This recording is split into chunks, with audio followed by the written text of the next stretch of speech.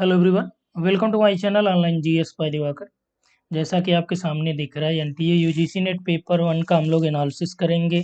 एक ओवरव्यू देखेंगे, चूँकि जो आपका 6 से लेके 8 दिसंबर तक जो आपका पेपर हुआ है, किस तरह के प्रश्न पूछे जा रहे हैं, किस स्तर के पूछे जा रहे हैं। यहाँ पे हमने पूरा सिलेबस आपका ऐड कर रखा है और 10 यूनिट जो फर्स्ट पेपर की उसमें जो इम्पोर्टेंट टॉपिक अब तक ज़्यादातर प्रश्न जिस टॉपिक से पूछे गए हैं उसकी हम लोग बात करेंगे। चूँकि जो फर्स्ट आपका 6 से स्टार्ट हुआ है तो 6 में आपका जो पेपर हुआ है, जैसे हिस्ट्री का हुआ था इवनिंग में, तो इवनिंग में जो पेपर था वो किस तरह से आया था, कैसा किस स्तर का था, डीआई कैसा पूछा गया था। इस वीडियो में हमने डीआई भी एक ऐड कर रखा है, जो अभी ट्रेंडिंग चल रहा है कि मतलब अब तक आपने डीआई देखा था कि जो परसेंटेज वाले ज़्यादातर पूछ दिए जाते थे, ठीक है? तो अभी जो ट्रेंड चल रहा है वो किस तरह से डीआई पूछ रहा है, इसका भी हमने यहाँ पे ऐड कर रखा है क्वेश्चन। उसको भी प्रॉपर डिटेल में आपको सॉल्व कराएंगे। तो एग्जाम से पहले ये पूरा वीडियो आप लास्ट तक एक बार देख लीजिएगा। सबसे ज़्यादा फोकस आपको कहाँ करना है, ठीक है? तो ये दिसंबर के जो पेपर चल रहे हैं उसकी हम लोग बात कर रहे हैं, ये एनालिसिस पूरी है। ठीक, इसके अलावा जो हमारे बैचेस चल रहे हैं वो आप यहाँ पे देख सकते हैं। जो ऐप है जीएस बाय दिवाकर है, इसको डाउनलोड करके आप वहाँ पे देख लीजिएगा। और बहुत ही अच्छा आपको यहाँ पे पूरा टॉपिक वाइज सारा कुछ प्रोवाइड कराया ही जा रहा है। तो सबसे पहले हम लोग बात कर लेते हैं कि चूँकि जो आपका 6 से लेके 8 दिसंबर की हम लोग बात कर रहे हैं। चूँकि इस दिन जो स्टूडेंट यहाँ पे पेपर दिए उन्होंने कॉल करके या उनसे जो बात हुई, तो उन्होंने जो इन्फॉर्म किया उसी के आधार पे हम लोग बता रहे हैं। चूँकि उनका ये क्या है कि जो एग्ज़ाम दिए हैं तो उनको तो ये पता ही है कि किस स्तर का प्रश्न था या कहाँ से ज़्यादा प्रश्न पूछे गए थे, ठीक है? अब देखिए, फर्स्ट यूनिट में जो प्रश्न पूछे गए थे, कुछ थ्योरीज के प्रश्न पूछे गए थे। जैसे वाइगोत्स्की की आपका है, पियाजे की थ्योरी है, ठीक है? इन थ्योरीज से भी आपके प्रश्न पूछे गए थे। 1-2 प्रश्न जो है वहाँ से यहाँ से उठा लिए गए थे। चूँकि ये आपका जो है किशोर और वयस्क शिक्षार्थी की अपेक्षाएँ, देखिए भावनात्मक, संज्ञानात्मक और व्यक्तिगत भिन्नताएँ, जो इंडिविजुअल डिफरेंसेस हैं, यहाँ से प्रश्न पूछा था और इसी में ये थ्योरी इंक्लूड करके इन्होंने पूछा था, ठीक है? तो आपको क्या करना है कि थ्योरी को एक बार थोड़ा-सा नॉर्मली आप देख लीजिएगा। यूट्यूब पे भी कई वीडियोज़ आपको मिल जाएँगे। जो आप टेट या सीटेट की जो थ्योरी है वो ही देख लेंगे तो उसी से आपका ये वाला जो प्रश्न आता है वो क्लियर हो जाएगा। ठीक है? और यहाँ से देखिए जो प्रश्न आए थे वो आपका क्या था कि शिक्षण स्तर में जैसे आपका विचारात्मक या स्मरण शक्ति के बारे में पूछा था। और शिक्षक प्रभावक जो तत्व है, यहाँ पे आपका जो संस्थागत सुविधाएँ और सहायक सामग्री, टीचिंग एड्स, ये आपका पूछा था। और देखिए अगला है कि उच्च अधिगम शिक्षण में जो पद्धति है अध्यापक बनाम, ये देखिए ऑनलाइन ऑफलाइन से रिलेट करके स्वयं, स्वयं प्रभा और मूक्स, ठीक है? इनके इनके फुल फॉर्म आप देख लीजिएगा। और इसके अलावा आपको क्या देखना है कि जो चैनल्स हैं इनके, ठीक है? कितने चैनल्स हैं, कब चालू किया गया, क्या कैसे, थोड़ा-सा इतिहास में आप चले जाइएगा, उसको देख लीजिएगा इनके बारे में। चूँकि जो फर्स्ट डे आपका एग्ज़ाम हुआ था 6 को, यदि हम लोग बात करें, तो 6 तारीख को जो पेपर हुआ था, वहाँ पे आपका जो फर्स्ट पेपर पूछा गया था, वो उतना कठिन नहीं था, ठीक है? यानी कि मीडियम लेवल के क्वेश्चन्स वहाँ पे पूछे गए थे। लेकिन जैसे-जैसे आपका पेपर होता जा रहा है, तो जो स्तर है फर्स्ट पेपर का वो थोड़ा बढ़ा रहे हैं। अब चूँकि आप जानते हैं कि जो अभी एनटीए का पैटर्न है, इसमें आपका 3 टाइप के प्रश्न पूछे जा रहे हैं। पहला एक कि वन लाइनर टाइप के, जिसमें बहुविकल्पी वाले जो वन लाइनर हैं, ठीक है? दूसरा मीडियम लेवल का और तीसरा ब्रॉड यानी विश्लेषणात्मक प्रश्न पूछे जा रहे हैं। जैसे यहाँ पे जो आपका मूल्यांकन प्रणाली में मान लीजिए पूछ दिया कि सीबीसीएस जो चॉइस बेस्ड क्रेडिट सिस्टम है, इसमें पूछ दिया कि सीबीसीएस के बारे में सत्य है, ठीक है? या सीबीसीएस के बारे में सत्य कथन निम्न में से 1 नंबर बना दिया, 2 बनाया, 3 बनाया, 4 बनाया, 5, 6, ठीक है? इतना बना के अब ऑप्शन बनाएगा कि ए, बी, सी सही है, यानी 1, 2, 3 सही हैं, 2, 3, 4 सही हैं, या 4, 5, 6 सही हैं, या सभी सही हैं। तो इस तरह से वहाँ पे बना रहा है, यानी कि जो आपका यदि हम लोग बात करें इन 5 प्रश्नों में से 2 प्रश्न आपके जो है आसानी से, जो यानी कि ऑब्जेक्टिव टाइप वाले, वन लाइनर टाइप वाले 2 हो गए, मीडियम लेवल का 1 है, और 2 आपके जो है थोड़ा सा डीप स्टडी वाले हैं, जिसमें आपने थोड़ा मेहनत करके पढ़ा होगा, तो आप इसको कर ले जाएंगे। हालांकि इसमें अगर आपने टॉपिक को क्लियर समझ लिया, जैसे अब सीबीसीएस के बारे में आप समझ लिए, तो सीबीसीएस में आप पूरा कर ले जाएंगे। तो ये हो गया टीचिंग एप्टीट्यूड। अभी हम बात कर रहे हैं रिसर्च एप्टीट्यूड में किस तरह के प्रश्न पूछे जा रहे हैं। तो रिसर्च एप्टीट्यूड में जो प्रश्न आपका पूछा जा रहा है, सबसे ज़्यादा यहाँ से पूछा जा रहा है शोध पद्धतियों के बारे में। ठीक है, प्रयोगात्मक शोध पद्धति, विवरणात्मक, ऐतिहासिक, गुणात्मक और मात्रात्मक, इसको आप देख लीजिएगा। शोध के चरण देख लीजिएगा। ठीक है, इसके अलावा शोध नैतिकता तो आप इजीली कर ले जाएंगे कि क्या क्या चीज़ों को ध्यान देना है। ठीक है, शोध के चरण जरूर ध्यान दे लीजिएगा। इसके अलावा जो है 2 स्पेशली यहाँ पे देख लेंगे, तो इससे काफ़ी चीज़ें वहाँ पे क्लियर हो जाएगा। और नेक्स्ट जो आपका देखिए गद्यांश जो है, ये बहुत टफ वाले गद्यांश है। जैसे जैसे ही आपका टाइम आगे बढ़ रहा है एग्ज़ाम का, तो क्या हो रहा है कि वो अन्य विषयों में जो प्रश्नों का स्तर है थोड़ा बढ़ा रहा है। तो गद्यांश जो है आसान वाले भी पूछे जा रहे हैं और कठिन वाले भी हैं।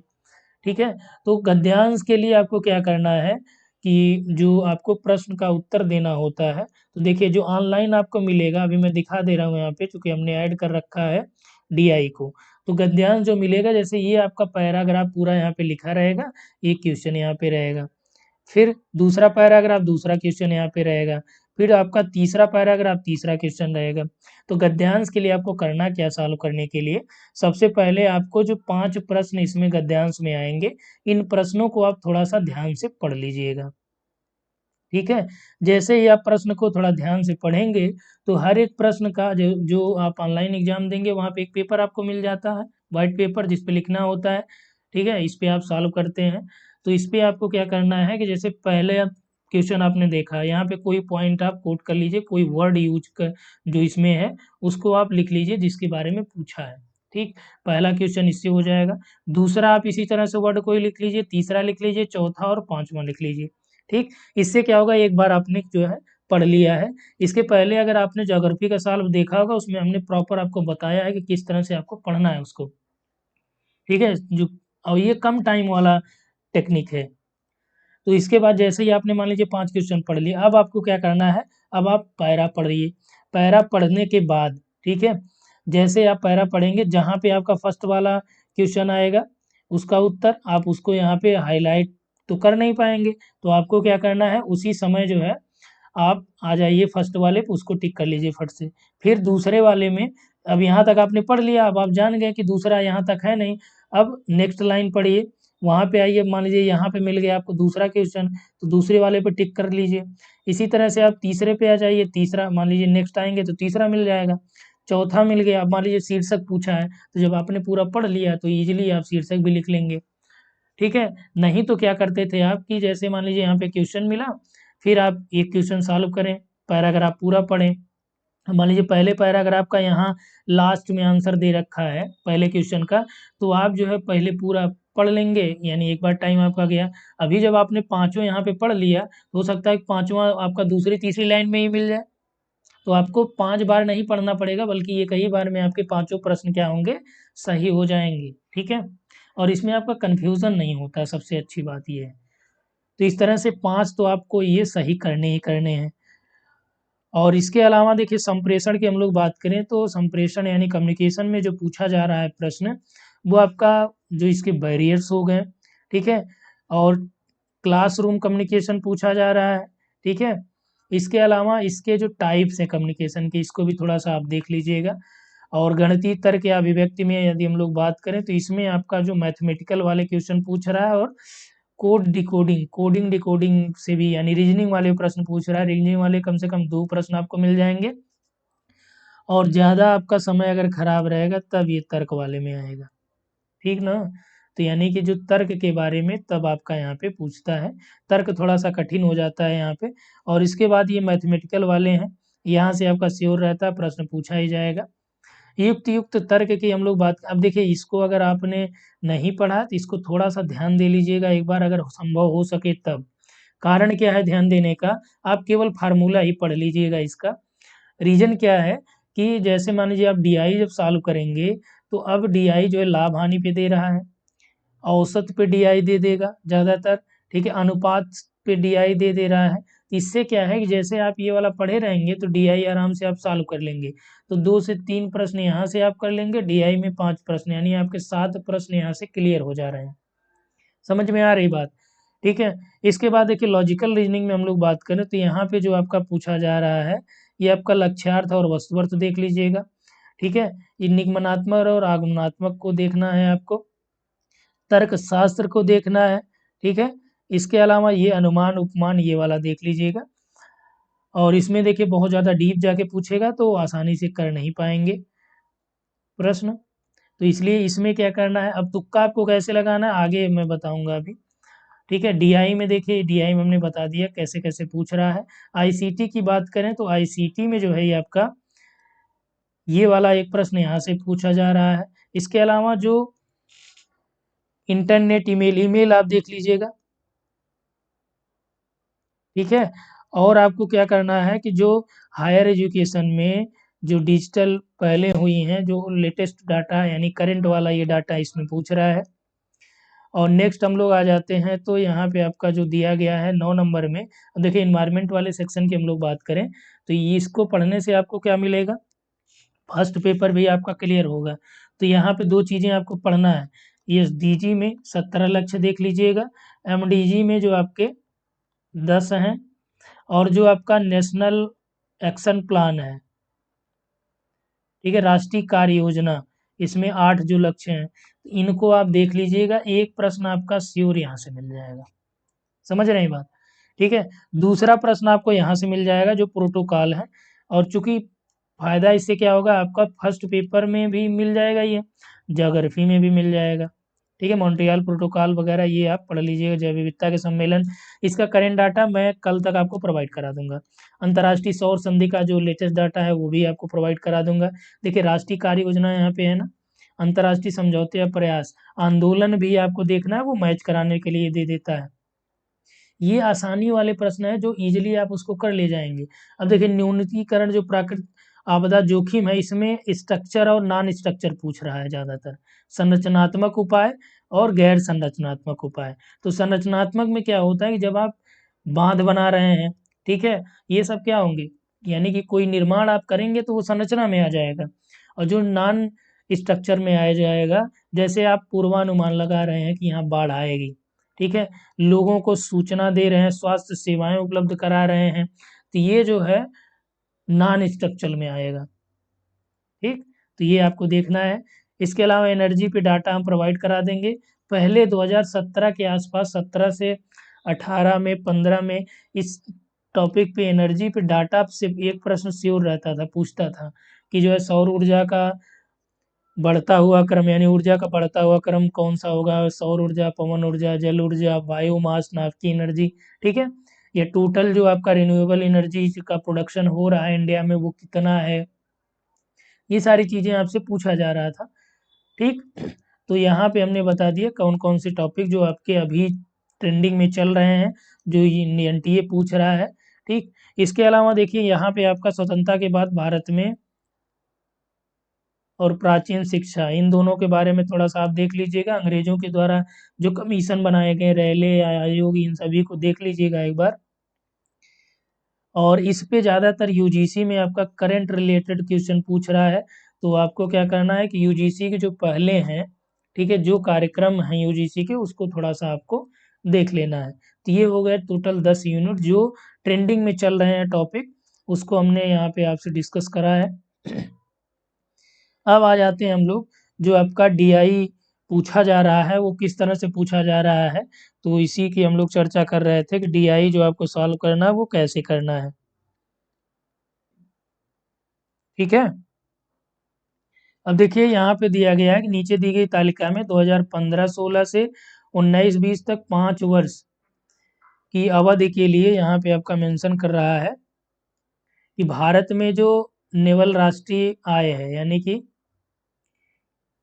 एनएनआई, ये इकोनॉमिक्स का टॉपिक हो जाएगा, एनएनआई आपको बताएंगे। ठीक है, नेट नेशनल इनकम, तो नेट नेशनल इनकम क्या होता है, जब इसमें से जो नेशनल इनकम है एनआई है, इसमें से जब हम लोग डिप्रिसिएशन घटा देते हैं तो आपका क्या हो जाता है, नेट यानी शुद्ध आय हमको प्राप्त हो जाती है। और यहाँ पे दिया है कि प्रति व्यक्ति निवल यानी कि आपका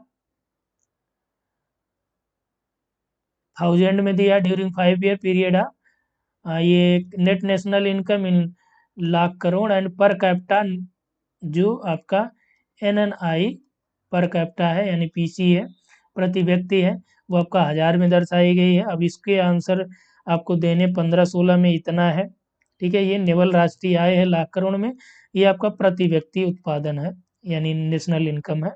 ठीक है, अब प्रश्न पे आ जाते हैं। दिया है कि वर्ष 2015-16 के संदर्भ में भारत की जनसंख्या में वर्ष 2019-20 तक कितने प्रतिशत की वृद्धि हुई। अब देखिए यहाँ पे क्या दे दिया, परसेंटेज की बात कर रहा है, ठीक ना। तो परसेंटेज निकालने के लिए आपको क्या करना पड़ेगा कि सबसे पहले यहाँ पे कह रहा है कि 2015-16 के संदर्भ में और 2019-20 के बारे में पूछ रहा है। तो सबसे पहले आपको यहाँ पे निकालना है कि 2015-16 में जो टोटल पॉपुलेशन थी वो कितनी थी। ठीक है, संदर्भ में भारत की जनसंख्या में जो जनसंख्या उसको निकालना है। यहाँ तो हमको नेशनल इनकम दिया है। अब ये देखिए क्या है, ये आपका टोटल राष्ट्रीय आय है जो कुल है। अब इसमें एक व्यक्ति का 95 है, तो यदि हम टोटल में एक व्यक्ति का भाग दे देंगे तो जो आपका पॉपुलेशन है वो निकल आएगा। अब ये टोटल राष्ट्रीय आय है, ठीक है। अब एक व्यक्ति की आय हमें पता है, तो यानी कि क्या हो जाएगा ये, जैसे आप समझिए कि आप कि ये आपका मान लीजिए 10 रुपया है। अब इसमें से कह रहा है कि 10 रुपया है, एक आदमी को 1 रुपया मिलेंगे, तो कितने आदमी हुए, 10 आदमी हो गए।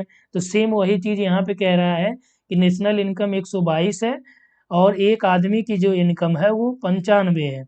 अब ये देखिए 1000 में है, ये करोड़ में है, तो इसी हिसाब से आपको यहाँ पे निकालना है। तो ये आपका क्या हो जाएगा, जब इसमें से आप डिवाइड कर देंगे तो हम यहाँ पे निकालना है 2015-16 का कि जो जनसंख्या है वो कितनी है। ये हमारा हो जाएगा नेट नेशनल इनकम कितना है, 122 है। 2015-16 में कितना है, 122 है।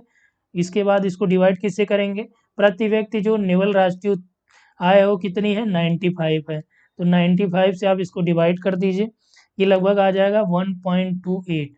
ठीक है, ये समझने के लिए पूरा प्रॉपर डिटेल्ड में हम लोग जा रहे हैं, नहीं तो अभी आपको वहाँ पे शॉर्टकट में भी हम लोग देख लेते हैं। ठीक है, ये निकल गया क्या, 2015-16 की जनसंख्या। अब इसी हिसाब से हमको 19-20 की पॉपुलेशन निकाल लेनी है। ठीक है, तो 19-20 में जो जनसंख्या होगी वो क्या होगी, इसको देख लीजिए यहाँ पे 2019-20 में जो पॉपुलेशन है ये आपका क्या हो जाएगा, ये 177 हो जाएगा डिवाइड बाई 132। तो इससे आप इसको डिवाइड करेंगे तो यह जाएगा 1.34। अब देखिए 2019 की पॉपुलेशन हमें पता चल गई, 20 की चल गई। अब इसमें क्या कह रहा है कि कितना प्रतिशत की वृद्धि हुई, कब से कब तक, 2015-16 से, यानी ये 1.28 था जो अभी 1.34 हो गया, तो कितने परसेंट की लगभग वृद्धि हुई है। ठीक है, तो इसको निकालने के लिए जो प्रतिशत वृद्धि बराबर, इसका मतलब वृद्धि समझिएगा, बराबर क्या हो जाएगा कि 2019-20 का जो आंकड़ा है, 19-20 का 1.34 आ गया। ठीक है, और जो 2015-16 का है, तो इसमें से जब हम इसको घटाएंगे तो क्या मिलेगा, जो बढ़ोतरी हुई है वो मिल जाएगी। ठीक है, अब प्रतिशत बढ़ोतरी निकालने के लिए हमें क्या करना पड़ेगा कि जो 15-16 है, अब 15-16 के संदर्भ में ही निकालना है ना। तो जैसे अब मान लीजिए यहाँ पे कहता है कि 19-20 के संदर्भ में निकालना है, तब यहाँ पे ये बटा हो, बट इसका जो डिवाइड होता है 1.34 से होता है, लेकिन 15-16 से कह रहा है, तो हम 15-16 का जो पॉपुलेशन निकाले हैं 1.28 निकाले हैं, और परसेंटेज निकालना है तो 100 से गुणा करेंगे। ठीक है, इसको इसमें से आप घटा देंगे और ये आपका 1.28 हो जाएगा। तो यहाँ पे देखिए घटाइए इसको, कितना जाएगा, 14 में से आपका 8 गया, कितना हो गया, 6 हो जाएगा। यहाँ पे 2 बचा। ठीक है, 2 से ये आपका 0 हो जाएगा, यानी 0.606 डिवाइड बाई 1.28 इंटू 100। ठीक है, ये आपका दशमलव दशमलव कट जाएगा। अब इसको जब आप टोटल काट देंगे तो ये लगभग आ जाएगा 4.6। परसेंट के आसपास। अब देखिए जो ऑप्शन यहाँ पे दिया है, ये जो इस तरह से आपका बनाया है, इसका मतलब होता है ऑलमोस्ट, यानी लगभग, इसके आसपास। तो यहाँ पे जो आसपास 4.6 किसके आसपास हो जाएगा, 4.4 के आसपास हो जाएगा। तो राइट आंसर यहाँ पे क्या हो गया, बी हो गया। ठीक, चलिए नेक्स्ट आइए। दूसरा नंबर देखिए, इसमें क्या मेंशन करा है, सेम वही चीजें दिया गया। अब प्रश्न केवल देखिए कि किस वर्ष पिछले वर्ष की तुलना में जो एनएनआई है, नेट नेशनल इनकम है, ठीक है, एनएनआई में प्रतिशत वृद्धि अधिकतम है। समझ में आ रही बात। अब इसमें देखिए आपको क्या करना है कि इसमें ये देखना है कि सबसे ज्यादा प्रतिशत वृद्धि किसमें हुई है। तो यहाँ से आपको निकालने के लिए क्या करना पड़ेगा, तो इसमें पहले ऑप्शन देख लीजिए, उसी में उसका हिसाब से निकाल लीजिए। 19-20 आपको निकालना है, यानी ये वाला देखना है, और 18-19 देखना है, ये वाला देखना है, 17-18 देखना है, ये देखना है, और 16-17 ये देखना है, यानी यही चारों आपका देखना है, 15-16 आपको नहीं देखना है। ठीक ना, 15-16 आपको क्या करना है, नहीं देखना है। तो सबसे पहले आपको जैसे 16-17 निकालना हुआ, इसमें परसेंटेज वृद्धि कितनी हुई, तो 2016-17 में जो प्रतिशत वृद्धि हुई, तो 16-17 में ये 136 है, 136, ठीक है, 136 है। और इसमें कह रहा है कि पिछले वर्ष की तुलना में, पिछला वर्ष कौन सा हो जाएगा, पिछला वर्ष आपका 122 हो जाएगा, और किसमें पूछ रहा है, एनएनआई में पूछ रहा है, तो पिछला वर्ष 122 हो गया। 16-17 में 15-16 ही तो होगा, ठीक है, 122 हो गया। अब कह रहा है कि पिछले वर्ष के संदर्भ में आपको निकालना है, तो डिवाइड भी किससे होगा, 122 से होगा, गुणे कितना हो जाएगा, 100 हो जाएगा, इसमें से घटा दीजिए इसको। ठीक है, ये आपका 4 हो गया, यहाँ पे आपका 1 मिल गया, ये आपका 122 इंटू 100 हो गया, ये आपका जो मिल जाएगा, ये 11.47 प्रतिशत मिल जाएगा। ठीक है, अब यहीं से हमको निकालना क्या है कि 2017-18 का निकाल लेते हैं। तो 2017-18 का जो एनएनआई है, पिछले वर्ष की तुलना की हम लोग बात करें, तो यहाँ पे देखिए कितना है, 151 है, तो 151 माइनस कितने, दूसरे में निकालना है, 136 डिवाइड बाई भी 136 होगा, क्योंकि सापेक्ष पिछले वर्ष के निकालना, इंटू 100 हो जाएगा। और इसमें से ये आपका घटा लीजिए, 11 यहाँ से हो जाएगा, ये आपका 6 जाएगा, 5 हो गया, 4 में से 3 गए, आपका ये 1 हो गया, बटे आपका 136 हो गया, गुणे 100 हो गया। ठीक है, इसको आप डिवाइड करेंगे, ये आपका मिल जाएगा 11.02%। ठीक, चलिए 2018-19 का निकाल लेते हैं। तो 18-19 में क्या हो जाएगा, ये 167 माइनस 151 डिवाइड बाई 151 इंटू 100। यहाँ से आपका क्या निकल जाएगा, ये 7 है, ये 1 है, ये 6 आ जाएगा, यहाँ से 6 और ये आपका 5 है, 1 आ जाएगा, डिवाइड बाई 151 इंटू 100। इसका जो वैल्यू आ जाएगी वो कितना हो जाएगी, ये आपका 16/151 इंटू 100। ठीक है, तो ये आपका कितना आ जाएगा, ये लगभग आ जाएगा 10.59% के आसपास। ठीक है, अब हमको निकालना हुआ 2019-20 का। तो 19-20 में हम क्या करेंगे, 177 डिवाइड बाई 167 इंटू 100। ठीक है, यहाँ से आप करेंगे, ये आपका क्या हो जाएगा, 0, 10 आ गया, डिवाइड बाई 167 इंटू 100, ये आपका कितना मिल जाएगा, 5.98% के आसपास ये मिल जाएगा।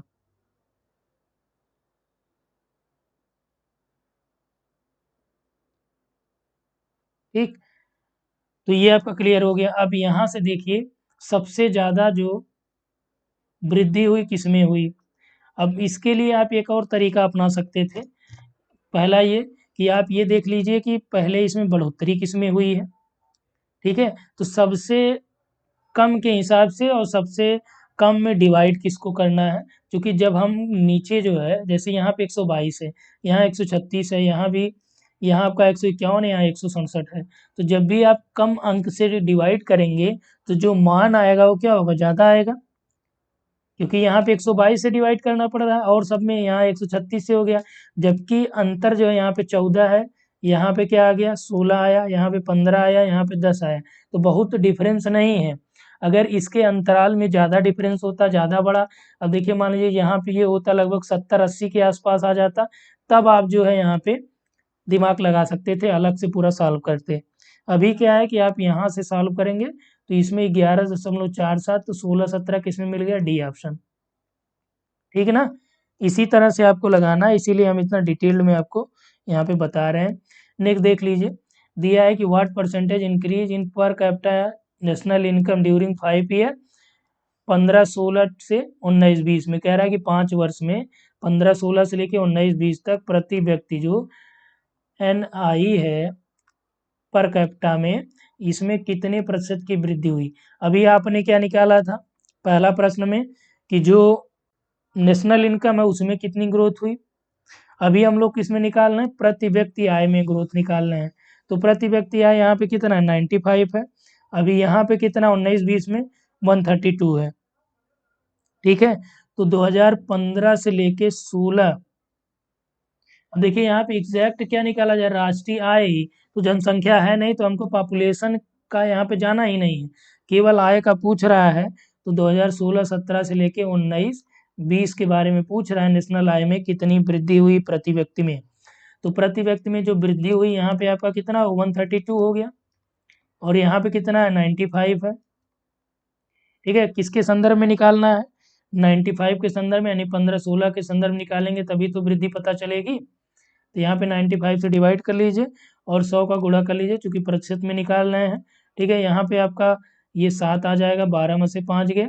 ठीक है, यहाँ पे आपका 2 है, ये आपका हो जाएगा 12, यहाँ पे आपका 9 3 12 हो जाएगा। ठीक, और ये आपका 95 इंटू 100 हो जाएगा। अब यहाँ से इसको हम डिवाइड करेंगे तो लगभग 38.95% के आसपास आएगा, 94 के आसपास आएगा।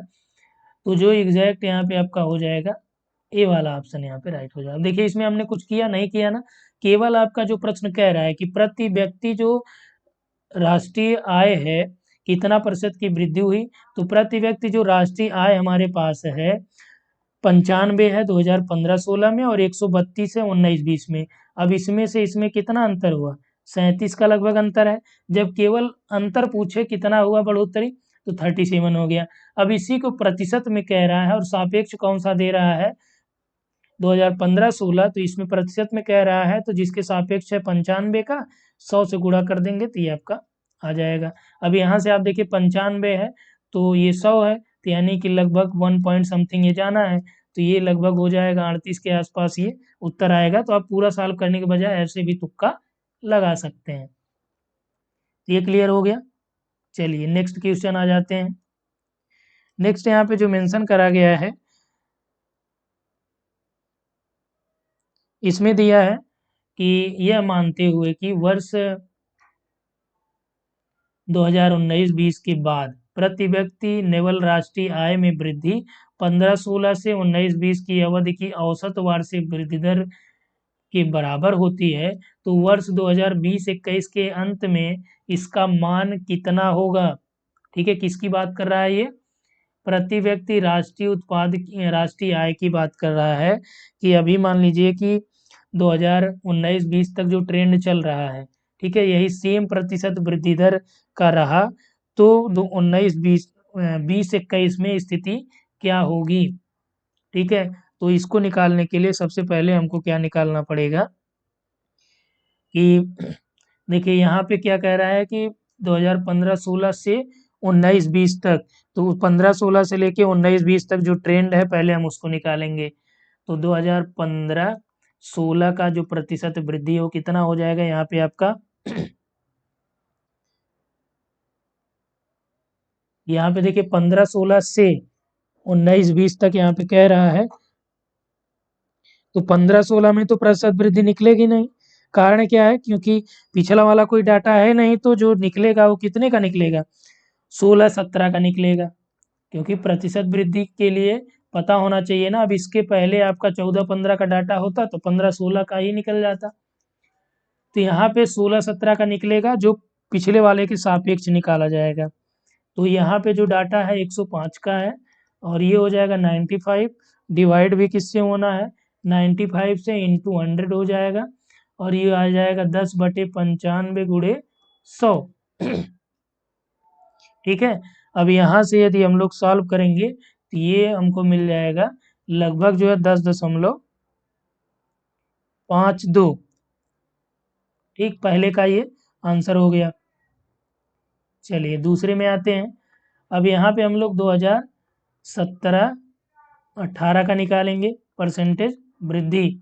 ठीक है, तो 18 का जब आप निकालेंगे तो यानी 151 माइनस 136 डिवाइड बाई,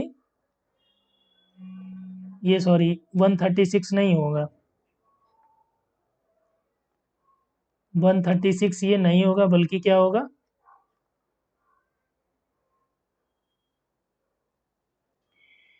यहाँ पे आपका ये निकाल रहे हैं हम लोग ना, तो ये 115 माइनस 105 हो जाएगा डिवाइड बाई 105 इंटू 100 होगा। ये देखिए ये ऊपर वाले का मान है इसका, तो यहाँ से ये वाला निकल जाएगा, ये भी आपका कितना आ जाएगा, ये 15 5, ये आपका 10 आ जाएगा डिवाइड बाई 105 गुणे 100 आ जाएगा।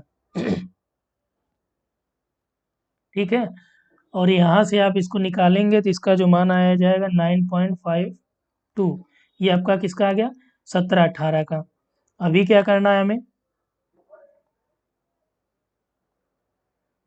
अब यहाँ से 17-18 के बाद यहाँ से 2018 और 19 का निकाल लीजिए। 18-19 का जो है 126 और 115 है, तो 126 माइनस 115 डिवाइड बाई 115 इंटू 100।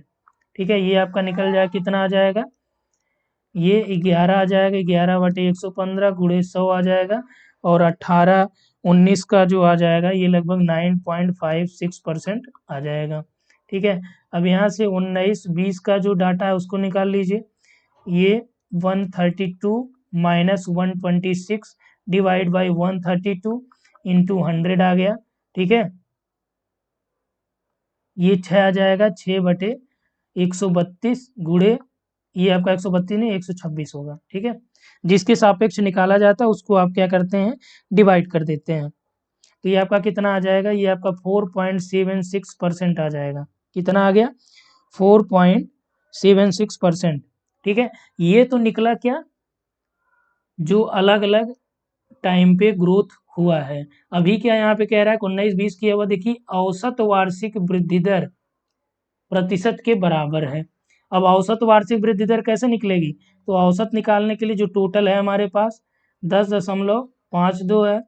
ठीक है, 9.52 है, और क्या है, यहाँ पे आपका 9.56 है, और क्या है आपके पास 4.76 है। तो औसत निकालने के लिए जितना है ये 2 2 4 है। ठीक है, तो 4 से आप क्या करेंगे, यहाँ पे डिवाइड कर देंगे। ये मान कितना आ जाएगा आपका, ये मान आ जाएगा आपका 8.59। ठीक, तो इसलिए अब यहाँ पे जो निकालना होगा कि 2020-21 के अंत में जो इसका मान क्या निकल के आएगा, यहाँ पे इसको थोड़ा सा चेंज कर देते हैं, इसको पूरा ध्यान से समझिएगा। जो अब हमको क्या निकालना है कि जो 20-21 है उसका मान कैसे निकलेगा, उसका मान जो पिछला वाला है उससे निकलेगा।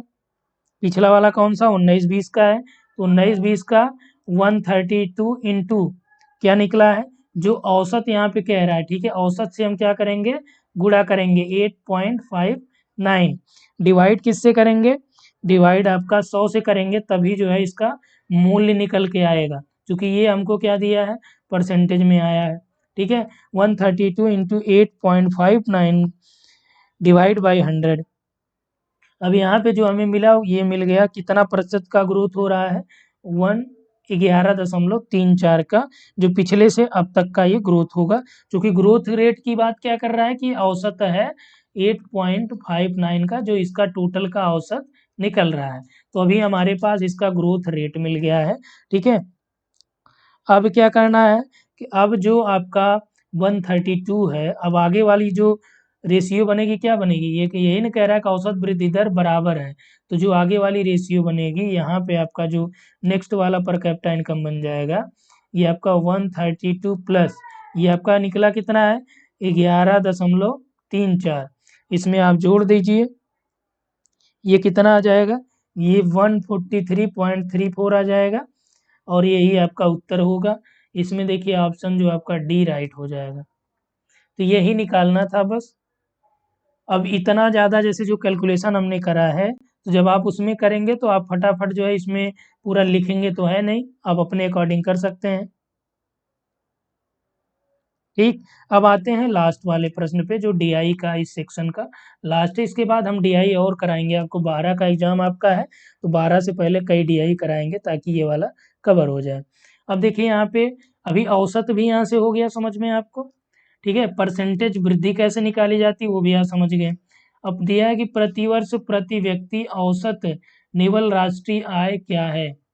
प्रतिवर्ष प्रति व्यक्ति जो औसत निवल राष्ट्रीय आय है वो क्या है।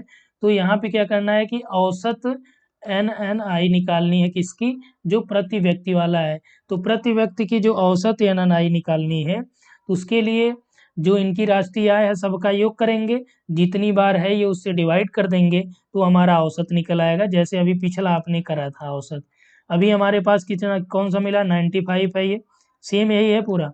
105 है अपने पास, 115 है, 126 है, 132 है। सबको जोड़ लीजिए, कितनी बार है ये 5 बार है, 5 से डिवाइड कर लीजिए। ये टोटल जो आपका कट के आएगा ये 114.6 हजार में आ जाएगा। ठीक है, यानी 114.6 आपका जो इनकी औसत प्रति व्यक्ति राष्ट्रीय आय वो कितना है 114.6 है। ठीक है, तो इतने में आप क्लियर हो गए होंगे कि डीआई कैसे सॉल्व करना है, किस तरह से आपसे प्रश्न पूछे जा रहे हैं। देखिए नेक्स्ट जो हम लोग देखेंगे ना, इसमें आपका ये पूरा लाभ हानि पे हमने कर रखा है कि लाभ से आपका क्या होगा, लाभ परसेंटेज भी पता चल जाएगा कैसे निकाला जाता है, प्रॉफिट लॉस पूरा। इसी तरह से लगभग 4-5 डीआई आपको करा देंगे एग्जाम से पहले, तो उसी में आपका प्रश्न आ जाएगा और उसी से आप 5 तो श्योर कर ले जाएंगे। अगर जो चीज़ें मैं बता रहा हूँ बस यही करना है, एक्स्ट्रा आपको कुछ नहीं करना है। ठीक है, तो इतना आपका क्लियर हो गया। और इसके अलावा आईसीटी के कुछ आपको संक्षिप्त यानी कि जो एब्रिविएशन है, जैसे आपका मूक्स हो गया, इसका भी फुल फॉर्म स्वयं स्वयं प्रभा का। ठीक है, इन सारे का फुल फॉर्म आपको ध्यान देना है और मैं कोशिश करूँगा इसको आपको भी प्रोवाइड करा दूँ। तो इस वीडियो में हम लोग इतना ही बात करेंगे। वीडियो कैसा लगा, सारा कुछ आपको समझ में आया, नहीं समझ में आया, कमेंट भी आप कर सकते हैं। तो अभी नहीं समझ में आए तो भी कोई दिक्कत नहीं, जो दिया गया बस वही आप रट लीजिए। कारण क्या, अभी समय कम है तो इतने में आप समझ पाएंगे भी नहीं। तो जो भी आपका यहाँ पे दिया गया बहुत आसान भाषा में हमने कोशिश करी है, फिर भी इसके बावजूद भी आपको नहीं समझ आता है तो कोई दिक्कत नहीं है। 5 में से कम 3 तो आप सही कर ले जाएंगे। ये औसत वाला जो कहेगा इसको तो आप कर ही ले जाएंगे। यहाँ पे जो औसत देखिए, यहाँ पे दोनों में ध्यान रखना है, ये आपका निवल राष्ट्रीय आय है, ये आपका कौन सा प्रति व्यक्ति है। तो यहाँ पे क्या बोला है, प्रति व्यक्ति बोला था आपको, इसीलिए प्रति व्यक्ति में ही जाना पड़ेगा। ठीक है, तो इस वीडियो में इतना ही। Thanks for watching.